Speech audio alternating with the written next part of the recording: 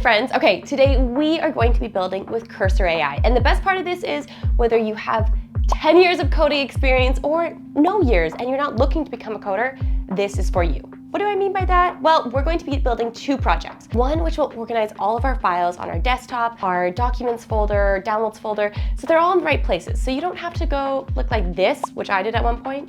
You can then look like this, which for me is a huge improvement, but you can do even better. The other thing we're going to do is organize our screenshots folder. So in the first project, we are going to put all of our screenshots into one folder.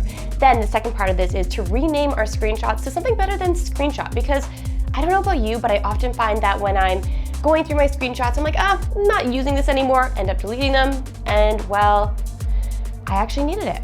So I'm going to label them by date, so it's more specific, not just like screenshot and then you can't even see where the date is. It's gonna be date, very clear, very easy to understand. And I think this is a really fun thing to do because Cursor AI is really powerful whether you're a developer or not. There's so much you can build with it. And I think it might sound counterintuitive, but with tools like this coming out, being able to code by using tools like this, let me rephrase that. Being able to use tools like this efficiently is going to become more important because the lines for different roles are going to become more blurred. Product managers might be using Cursor AI to ideate and better predict the ticket timing. I know that sounds scary to developers. Or entrepreneurs might want to make a first prototype using tools like this. Being able to use tools like this effectively will really help you stand out. All right, let's get into it. Oh, hit the subscribe button. You know what to do.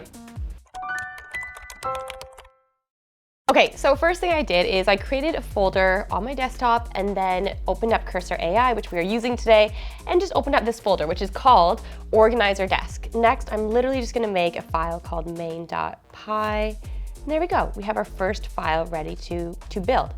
Now, what I'm gonna do is open up their chatbot, and their chatbot is powered by, let's see here. You can choose what you want to use. So I usually use Claude 3.5, but you can also use GPT 4.0, which apparently is really good for coding, I've heard.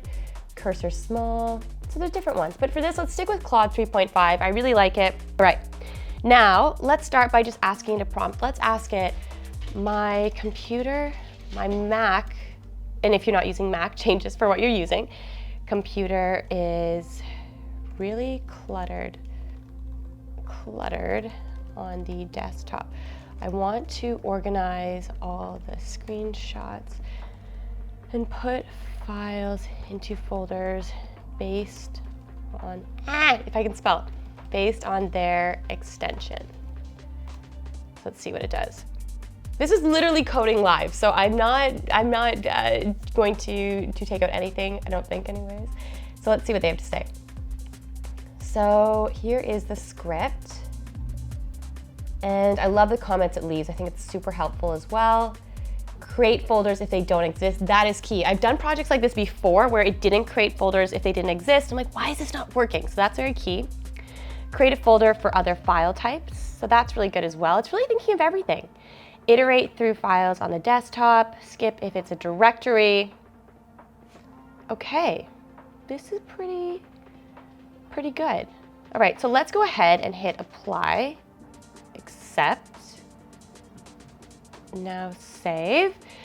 Now go to the top where it's terminal. I don't know if I'm recording that part of my screen, but click on terminal, new terminal, and there we have it. So next what you want to do here is I'm using Python 3, and if you can hear little pitter patters in the background, that is my dog, Muggs. He has like the zoomies right now. So anyways, live coding, this is real. I don't think you need to create a virtual environment for this, so let's just try running Python, but I think I'm going to. Oh my goodness, I'm gonna show a before photo. That was so easy. Okay, so let's go screenshots. Wow, okay. That was very anticlimactic because I thought it would fail or something.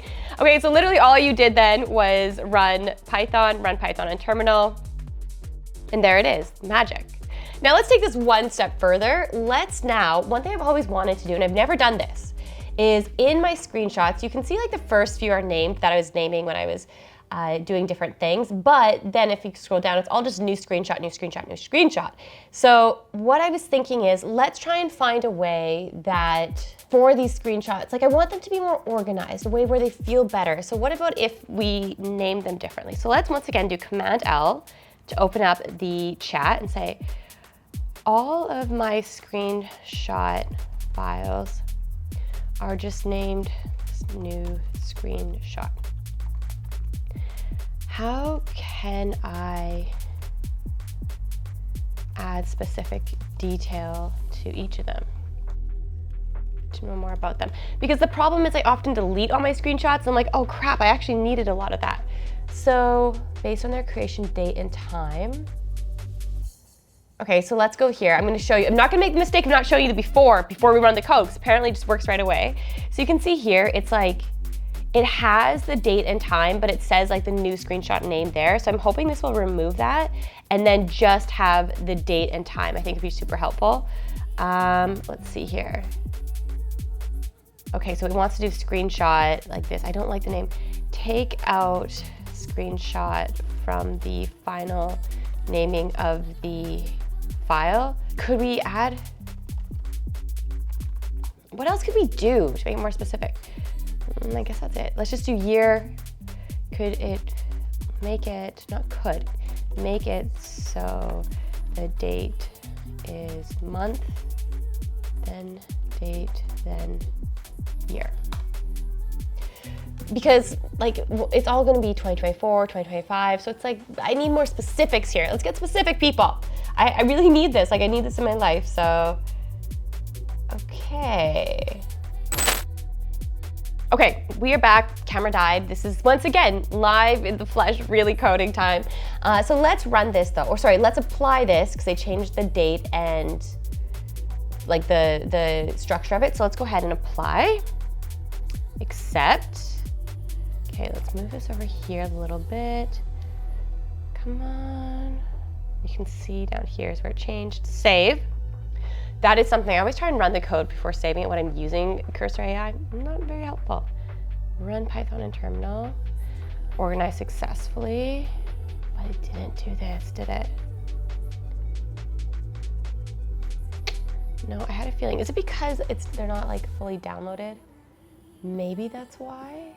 Okay, let's let that download, then let's go here and go. Because wasn't it in the screen?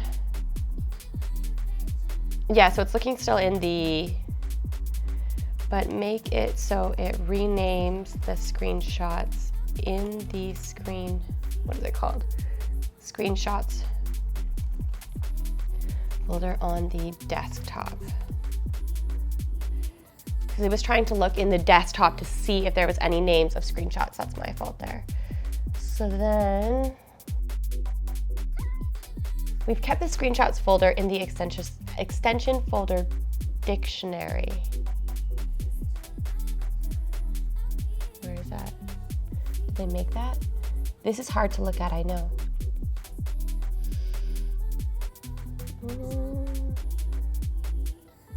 Okay, let's try it. I don't know if it's gonna work. I'm feeling a little bit under the weather today. I don't know if you can tell my voice. So I'm not feeling like messing around right now. Let's see. Didn't do it. See, this is the problem. Okay, how can we prompt you better? So the folder where I want the screenshots names updated is on the desktop and it is called screenshots. Yeah, that's what I want to do. It's like, I understand you want to update the names of the screenshots that are already in the screenshots folder. All right, yes, thank you. Let's see here. Oh, wow. Okay, so it's gonna change everything. That's fine, because we already have our organized, we already organized this, so we can delete this code, so that's fine. Okay, so let's accept. This is the other thing I find myself doing too when I'm like coding with AI especially, is that when I'm doing one thing and then moving on to another task, especially in Cursor AI, I end up working in one file just because I'm like organizing files or doing different things like that. And then I realized that my old code that I did a few minutes ago is deleted because I overwritten it with something else. So this isn't, I would say, best practice on a large scale, but it definitely, you know, does the job. Okay, oh, this is cool. Yes, we got it. I'm so pumped. Okay, You don't understand. The amount of screenshots I take. Wait, where are they all? No, where did it go? View is list. Why do I feel like they're gone? But then it's all here. Let's go airdrop here. Maybe because they're not downloaded, it didn't do them all. That's what it is. You know what it did? It's okay, we are okay.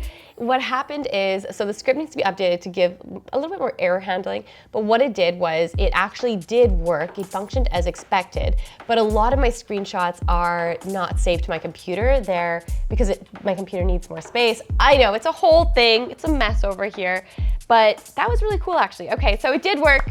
Success. So what did we achieve today in a very short amount of time, may I add? We wrote a script that organized our entire desktop, so it went from this to this, which is so much better. You can do the same script, but just say instead of desktop, organize my downloads folder or my documents folder, anything like that, and it will do it, which is really cool. Then what we did is we renamed our screenshots that were saved to our computer to have a better naming system because it can get really messy really quickly.